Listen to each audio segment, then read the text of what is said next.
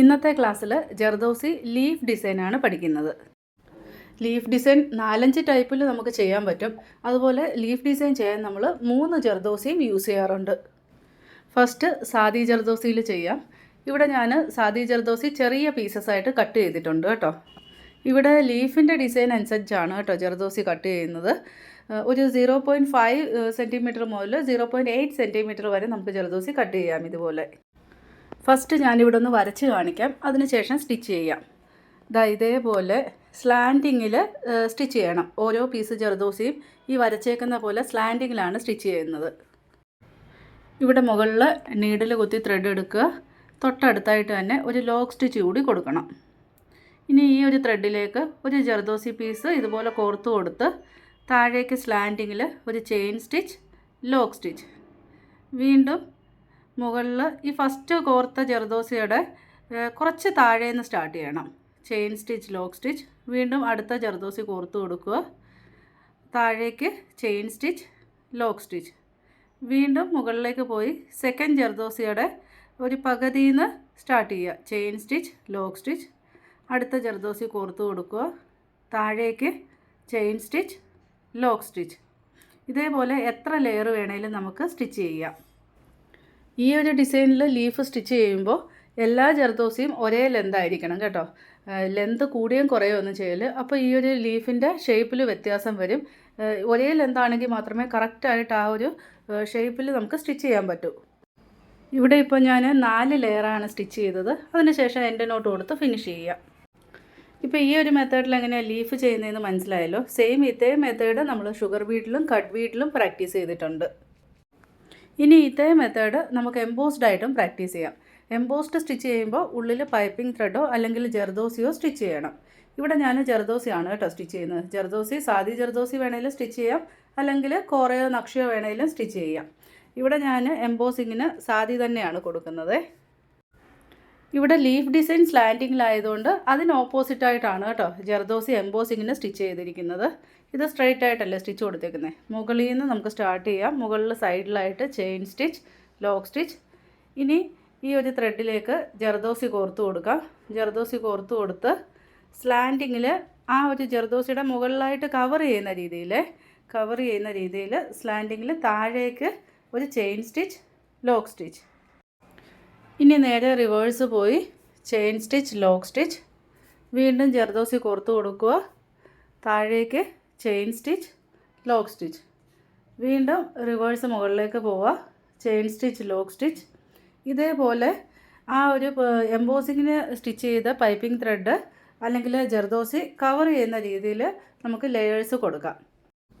ഇവിടെ ഇപ്പം ഞാൻ 6 ലെയർ ജർദോസി കൊടുത്തിട്ടുണ്ട് കേട്ടോ. ലാസ്റ്റിൽ എൻ്റെ നോട്ട് കൊടുത്ത് ഫിനിഷ് ചെയ്യണം.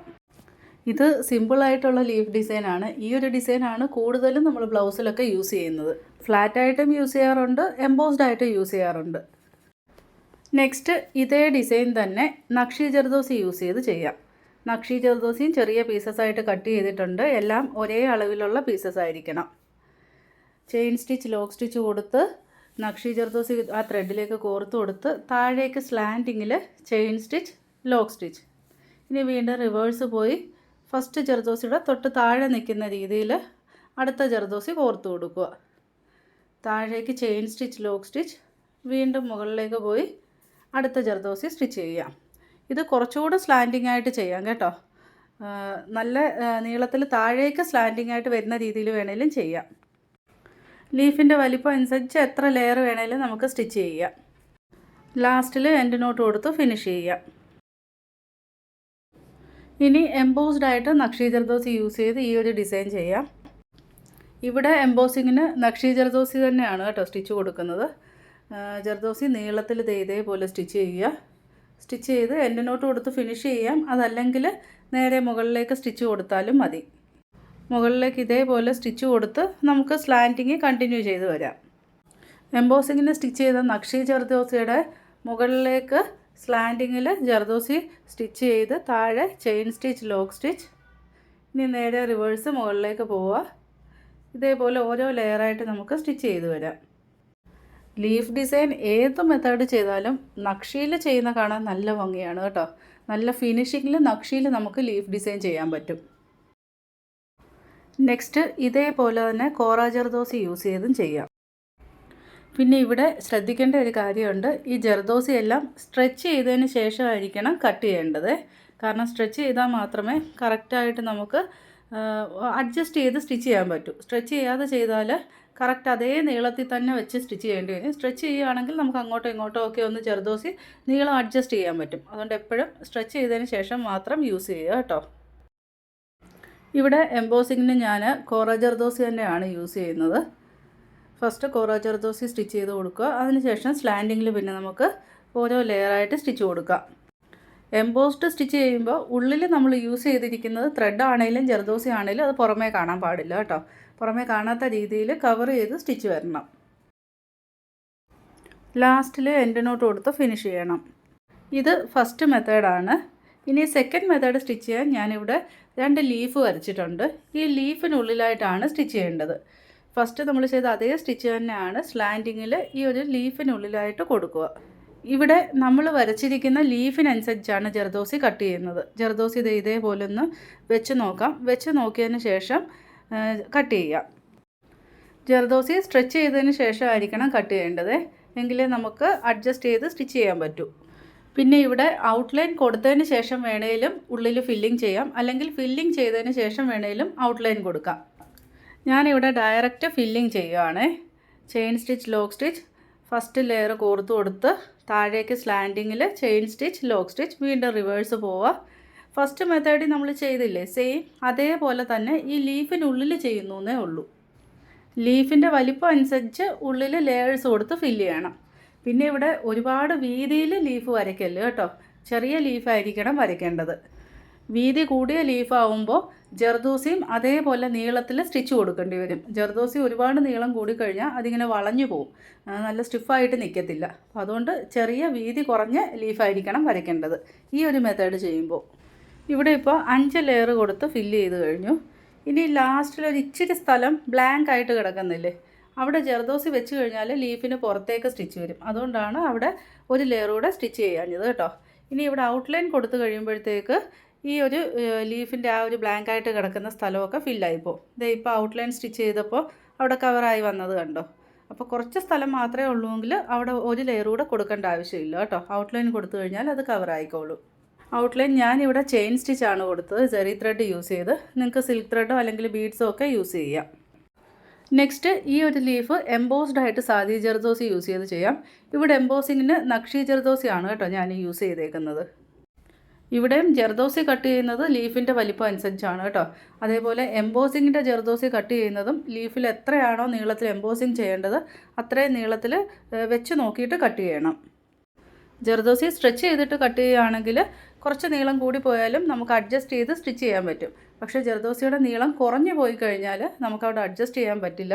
വേറെ പീസ് ജർദോസി കട്ട് ചെയ്ത് സ്റ്റിച്ച് ചെയ്യേണ്ടി വരും. ഇവിടെയും ഔട്ട്ലൈൻ കൊടുത്ത് ഫില്ല് ചെയ്യാം. ഇനി ഇതേപോലെ തന്നെ നക്ഷി ജർദോസിയും അതേപോലെ കോറ ജർദോസിയും യൂസ് ചെയ്ത് സ്റ്റിച്ച് ചെയ്യാം. ലീഫിൻ്റെ വലിപ്പം അനുസരിച്ച് സ്ട്രെച്ച് ചെയ്ത ജർദോസി ഫസ്റ്റ് കട്ട് ചെയ്തെടുക്കണം. ഇനി സ്റ്റിച്ചിങ് എങ്ങനെയാണെന്ന് പറയണ്ടല്ലോ. ഇതുവരെ ചെയ്ത പോലെ തന്നെ ഓരോ ലെയറായിട്ട് സ്റ്റിച്ച് ചെയ്ത് കൊടുക്കാം. ഇവിടെ നിങ്ങൾക്ക് ഇഷ്ടമുള്ള പോലെ ഔട്ട്ലൈൻ കൊടുത്ത് ഫില്ല് ചെയ്യാം കേട്ടോ. ഇവിടെ എംബോസിങ്ങിന് നക്ഷി ജർദോസി തന്നെയാണ് സ്റ്റിച്ച് ചെയ്യുന്നത്. അതിനുശേഷം ഓരോ ലെയറായിട്ട് ഫില്ല് ചെയ്ത് കൊടുക്കാം. ഇവിടെ ഔട്ട്ലൈൻ കൂടി കൊടുക്കുമ്പോഴേക്ക് ആ ഒരു സൈഡിലെ ലീഫ് വരച്ചേക്കുന്ന ആ ഒരു ലൈൻസൊക്കെ ഹൈഡാവും കേട്ടോ. നെക്സ്റ്റ് ഇതേപോലെ തന്നെ 2 ലീഫ് വരച്ച് കൊടുക്കാം. ഇവിടെ കോറ ജർദോസി യൂസ് ചെയ്ത് ലീഫ് ഡിസൈൻ ചെയ്യാം. ഇനി ഇവിടെ സ്റ്റിച്ച് പറഞ്ഞു തരേണ്ട ആവശ്യമില്ലല്ലോ, മുകളിൽ ചെയ്ത പോലെ തന്നെയാണ് ഇവിടെയും ചെയ്യേണ്ടത്.